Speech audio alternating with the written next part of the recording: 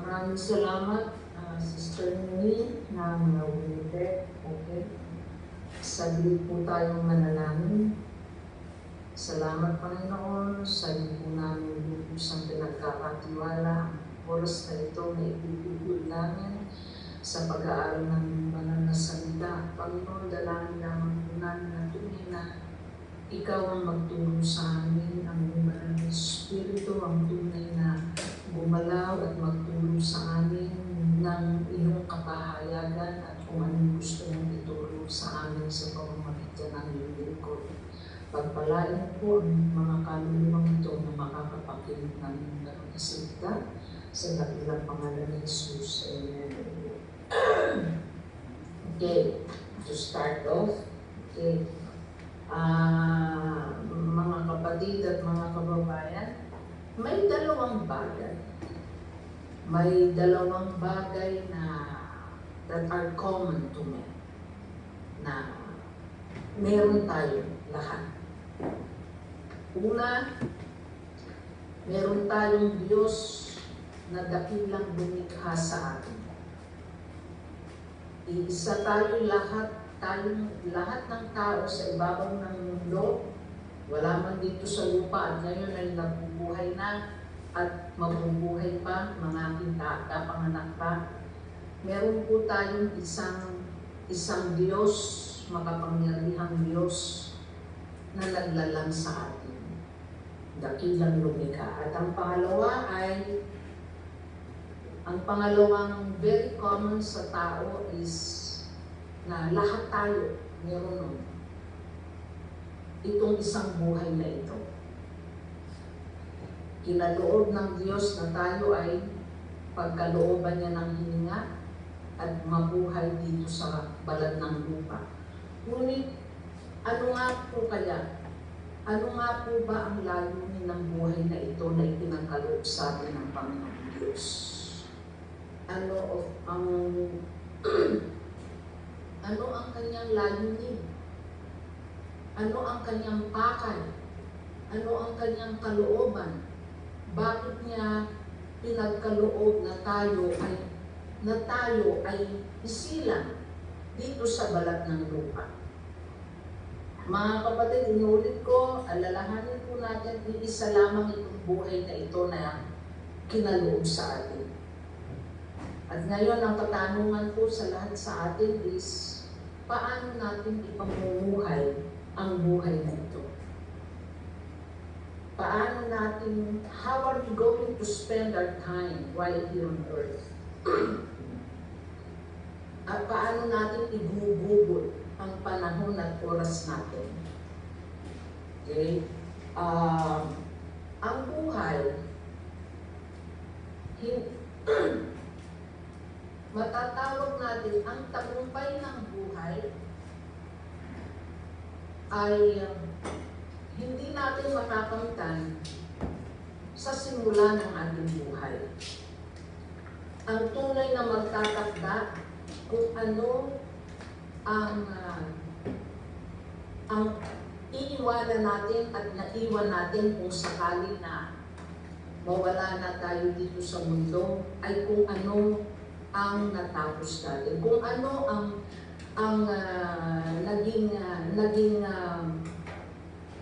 kung ano yung legacy ng ating buhay. Kung ano ang ginawa natin. Kung ano ang mga bagay na nagawa natin at yun ay mag-determine sa katapusan ng buhay. Hindi sa simula.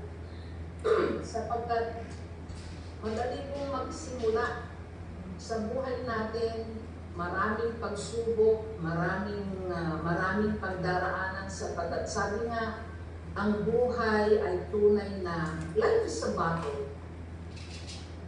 Life is a test. Kaya hindi madali ang mamuhay dito sa ibabaw ng mundo. Maraming pagsubok, maraming pagdaraanan ang buhay. Kaya sinasabi na hindi yung umpisa ng buhay mo mag-determine ang iyong tagumpay. Kung hindi kung ano yung kung ano yung naiwan mong bakas. Ano yung naiwan mong bakas. At mga kapatid, ang buhay dito sa lupa, dahil nga iisa lamang itong buhay na ito, there's more to life. There is more to life than our family, our work, business, career, ambition, our desires. There's more to it. Hindi lamang po yun ang tunay na nilalaman at ang tunay na kahulog. Ang kahulugan ng buhay, ang tunay na nilalaman ng buhay ay hindi nga lamang po sa mga bagay na kaloob ng mundo na nakakamta natin, nabibili natin, napuposes natin dito sa lupa. Not this material possessions, not this material thing. There is more to it. Sapagkat unang-una na nga po, hindi naman nga po kasi unang-una na ang tao po ay we are all spirit beings. Unang-una na. Sapagkat nang likhain ng Panginoong Diyos ang tao, ang unang tao, hiningahan niya ng espiritu, ng kanyang espiritu ang tao. Kaya ang tao ay nabuhay.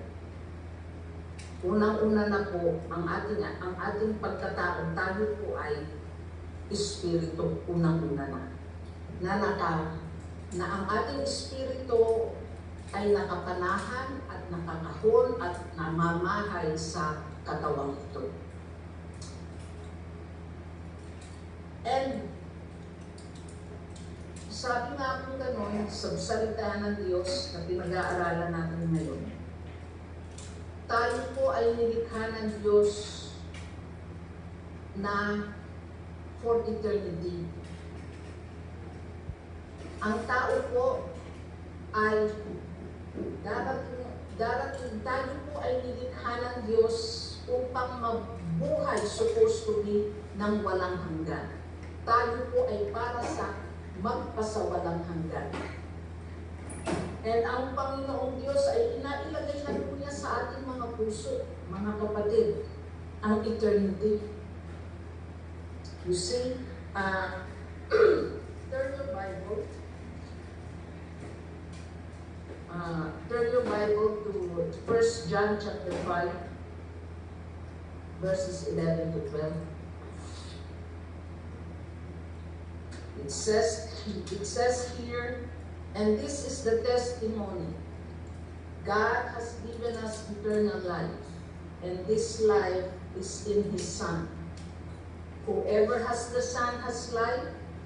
Whoever does not have the Son does not have life. Amen and amen. Ito po, base po sa salita ng Diyos.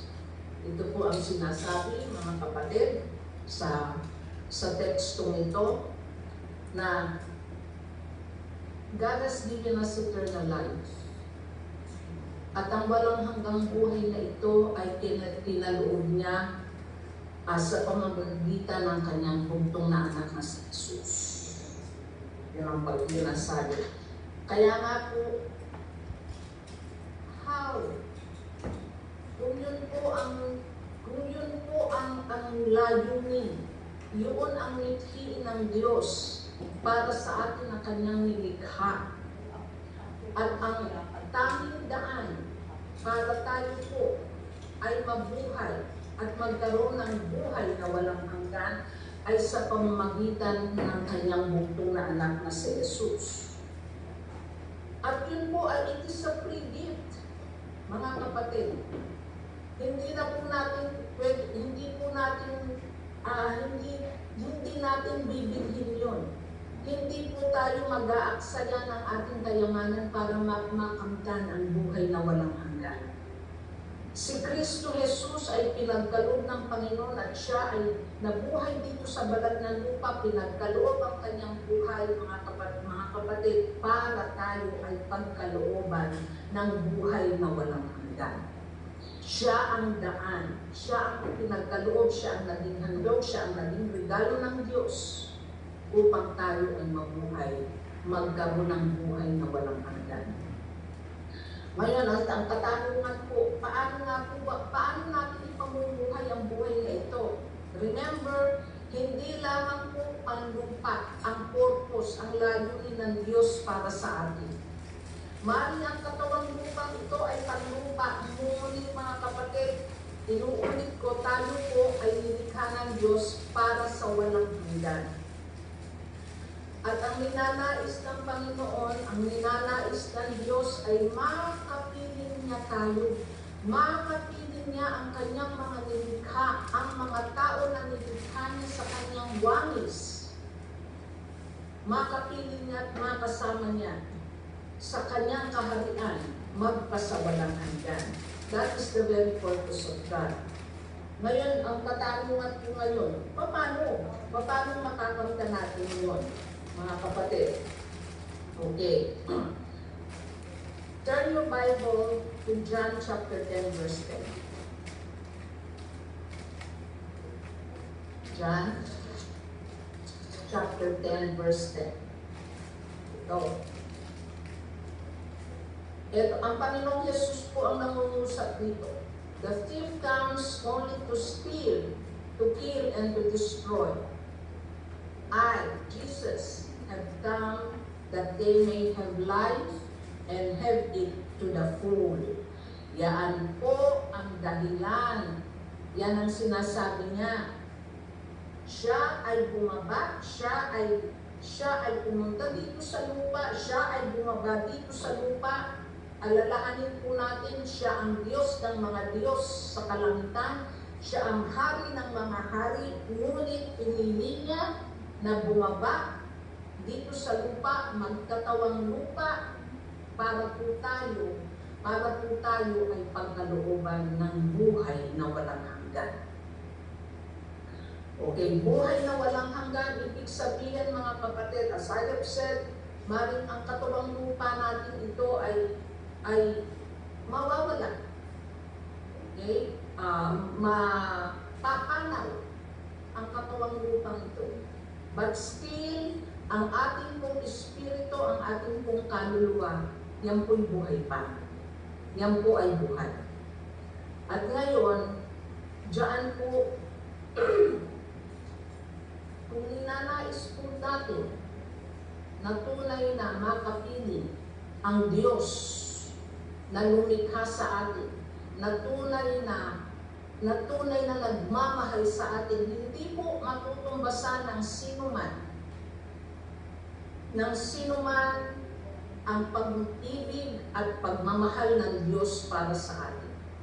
At ang pag-ibig po ng Panginoon ay para sa lahat.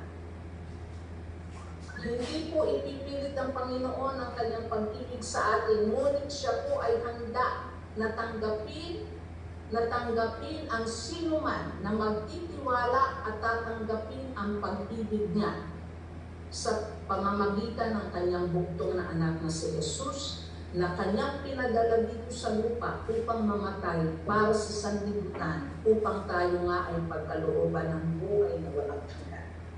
Na ang tunay na intensyon niya, nais niya po tayong makasama.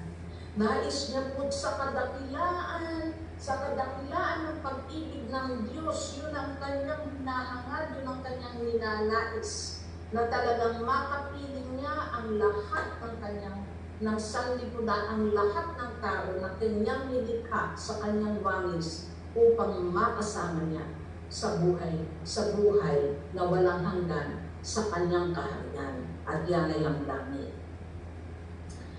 Ngunit inuulit ko, ito po ay available po para sa lahat. Okay? Ang pag-ibig po ng Panginoon ay para sa lahat. At ito ay paano niyang dinisplay ang pag-ibig niya, paano niyang ipinakita ang kanyang pag-ibig sa pamamagitan ng kanyang pagbaba dito sa lupa upang tubusin ang kasalanan ng sanlibutan.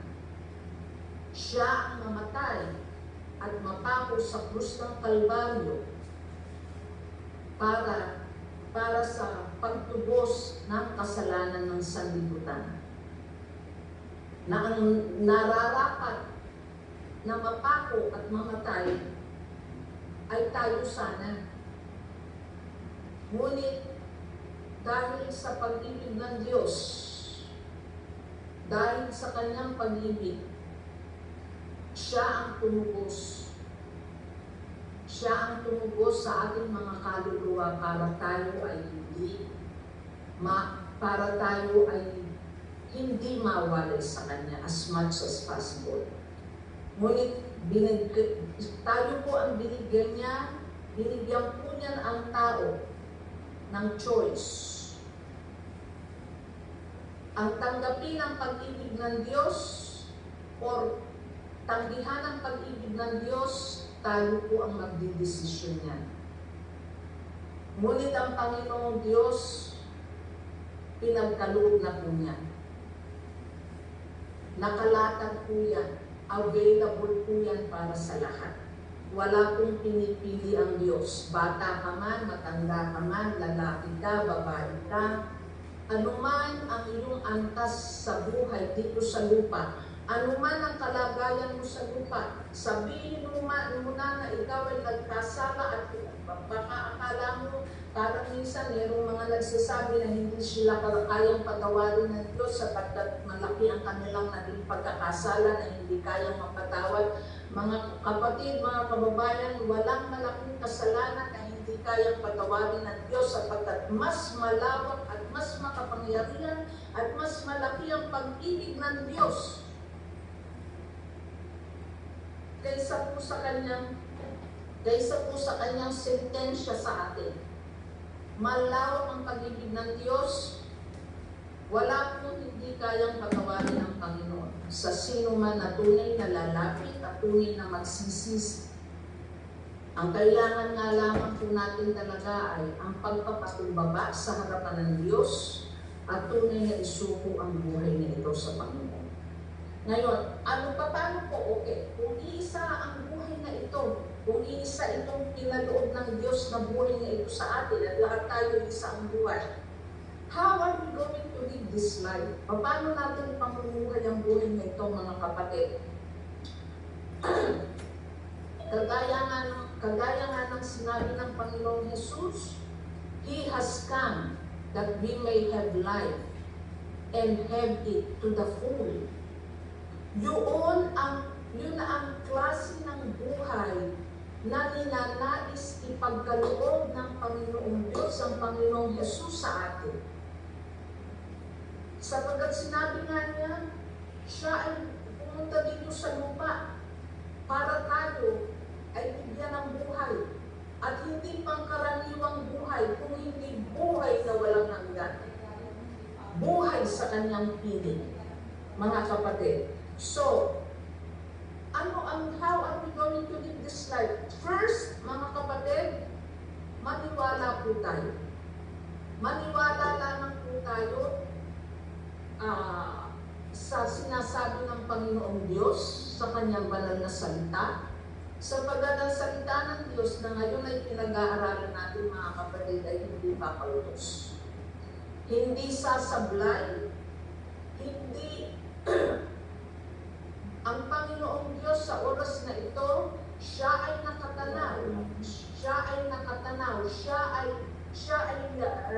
ay aware na aware sa salita niya. At ang lahat ng kanyang salita, kanyang tutuparin. Lahat ng pangako ng Diyos sa kanyang banal na salita, they are meant to be fulfilled. Kaya kung sinabi ng Panginoong Diyos that He has come to give us life, mga kapatid, gagawin niya. Ngunit kailangan lamang po natin paniwalaan, pagkatiwalaan at panampalatayanan ang kanyang mga sinasabi sa kanyang salita. Kung ito po'y binitiwan ng Panginoong Diyos na tayo pagkakalooban niya ng buhay na walang hanggan, ano lamang po, i-claim lamang natin, paniwalaan lamang natin, panampalatayaan lamang natin ang sinasabi niya. Sapagkat, I remember merong isang istorya sa Biblia, meron siyang naka-encounter Meron siyang isang disipulo na nung mamatay siya at tapos nabuhay na maguli at nakita siya ng iba pa niyang disipulo, itong disipulong ito ayaw maniwala. Sabi nga niya, maniniwala ako kung makikita ko ang kanyang mga kamay na natako at ang kanyang mga paa na natako, na may sugat. Ibig sabihin yung palatandaan na siya ay natako. At nakita ni Thomas ang Panginoong Diyos. Ngunit ano ang sabi ng Panginoong Jesus sa kanya, mga kapatid? Ito po. Pinagpala ang sinuman na nagtiwala kahit hindi pa niya nakikita. Pinagpala ang sinuman na nagtiwala sa Diyos kahit hindi niya nakikita ang Diyos. Mga kapatid, hindi po natin nakikita ang Panginoon. Saan po natin siya makikita at saan po natin maririnig ang kanyang tinig sa kanyang banal na salita. Hindi lamang po titik ang mga salita ng Diyos. Ang bawat titik at pangungusap dito, mga kapatid, sa Biblia, sa salita ng Diyos, ito po ay pawang buhay. Ito po, they are meant to be fulfilled by the Lord. Amen? So, it will be wise, mga kapatid, mga kababayan, na tunay na it is a decision na tayo ang magdidesisyon. Isang bagay lamang naman po ang ninanais ng Panginoong Diyos na hakbangin natin, na gawin natin upang makamtan natin ang tunay na buhay na ipagkakaloob ng Panginoong Jesus. At yan po ay ang isuko natin ng ating mga buhay. Tunay na isuko po natin, ipagkaloob po natin, ipagkatiwala natin, isuko natin ng buong puso ang ating buhay sa dakilang Diyos, sapagkat, bakit nga ba? Siya po ang lumikha sa atin. Wala pong nag-determine isa man sa atin upang tayo ay isilang sa mundo. Ang Diyos na dakilang lumikha sa atin ang nagtakda at kinaloob niya na tayo ay isilang. Hindi pa man po tayo na isisilang, mga kapatid, kilala na tayo ng Panginoon sapag tayo po nasa isipan na niya. Tayo po ay nasa puso niya, nasa isipan na niya tayo. Ngayon, dahil ano ang dahilan? Bakit kailangan natin isuko? Sapagkat, mga kapatid, ang tunay na nakakaalam kung paanong patatakbuhin at kung paanong ipamumuhay ang iisang buhay natin ito, ay siya ang dakilang Diyos na lumikha sa atin.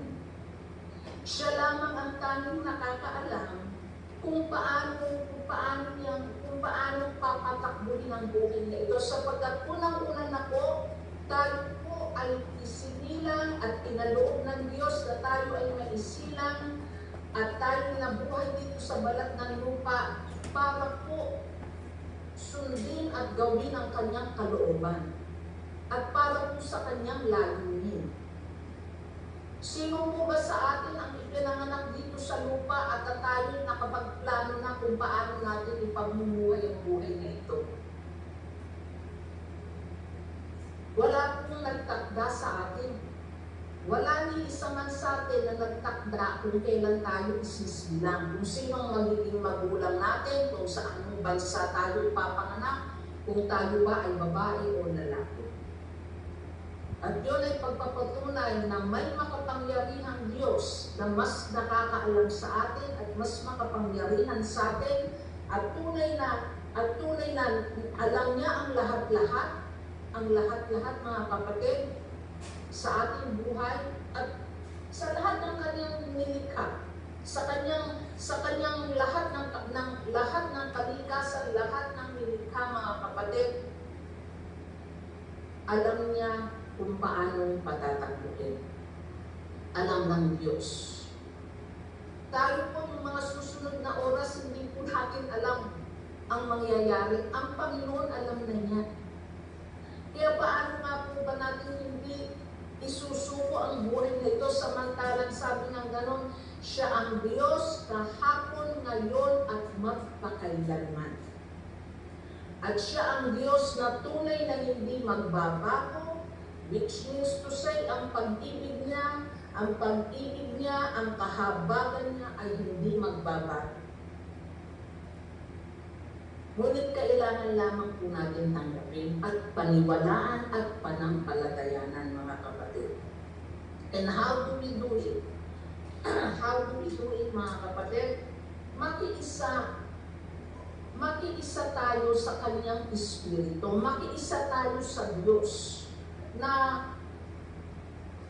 which means na hayaan natin na ang Panginoon ang tunay na magmanobra ng buhay na ito.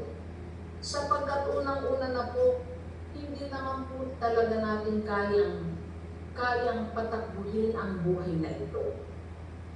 Maring yes, meron tayong kakayahan, meron tayong katanungan para patakbuhin ang buhay na ito. Ngunit kung ikukumpara po sa Panginoon, sapagkat ang Panginoon, alam niya ang lahat. He knows everything. Tayo po, we know in part, we do not know everything. Samantalang ang Panginoon, alam niya po ang lahat. Mga kapatid, kaya napakahalaga na at ito ang kanyang panawagan. Ito po ang panawagan ng Panginoon at na sinasaad sa kanyang banal na salita na sana makiisa tayo, ang ating espiritu, ang buhay natin ito ay tunay na isuko natin sa Kanya, ipagkatiwala sa Kanya at hayaan natin na Siya ang tunay na mamuhay. At yun ay, but we have to make that choice. Tayo po ang gagawa ng desisyon na yan. Tayo po ang tunay na magdidesisyon para sa ating sarili kung talagang willing ako na tunay na isuko at ipagkatiwala ang buhay na ito. Sapagkat unang-una na nga po, siya ang lumikha nito. Siya ang lumikha ng buhay na ito. Maring nagamit ang ating mga magulang, ang ating ama't ina, sa kanilang pakikiisa, sa kanilang pagkakaisa bilang mag-asawa. Ngunit ang tunay na nagpunla sa sinapupunan ng ating ina sa ating buhay ay ang Panginoong Diyos. Ang Panginoong Diyos ang nagpunla sa buhay natin, sa sinapupunan ng ating ina. Kaya nararapat na lamang, mga kapatid, sapagkat unang-una na, yun na nga, hindi natin lubusang alam kung paano ang itatakbo ng ating buhay. Because there are things na nangyayari unexpectedly, bigla kang mabibigla ka na lang sa mga pangyayari na unexpected. Pero sa mga ganong pangyayari sa buhay natin, mga kapatid, bilang kanyang nilikha at siya bilang lumikha, hindi po siya nasusurpresa sa mga ganong pangyayari sa buhay natin. Hindi po nasusurpresa ang Panginoon sapagkat siya'y makapangyarihang Diyos. At hindi lamang po yun. Bakit kailangan natin na isuko ang buhay na ito upang makamta natin ang buhay na walang hanggan at pinangako ng Diyos na ipagkakaloob niya sa atin. As I have said, ang mabuhay dito sa lupa, it is not all bed of roses. May mga pagkakataon na makakaranas tayo ng paghihirap, pagdurusa, problema, pagsubok. Sabi ng gano'n, parte ng buhay yan. Yes, let's face it, that's part of life. Well, the one thing is sure mga kapatid, walang malaking problema at walang malaking pagsubok na mas lalaki sa Diyos. Walang pagsubok sa buhay, walang kahirapan, walang pagdurusa na ating daranasin na mas lalaki sa Diyos. Mas malaki at mas makapangyarihan ng Diyos. Ngunit higit sa lahat, bakit nga po ba natin kailangan yung talagang sana'y hangarin natin na makiisa sa Panginoon, na siya ay tunay na panahanan niya tayo, na tunay na magkaisa ang ating espiritu sa Panginoong Diyos. Mga kapatid, may mga pagkakataon na naliligaw tayo. Parang tupa, naliligaw tayo ng landas. Naliligaw tayo sa ating dinaraanan. At may mga pagkakataon hindi natin masagot. Bakit nangyayari ito sa buhay ko? Bakit ako nandito ngayon sa kalagayan ko nito?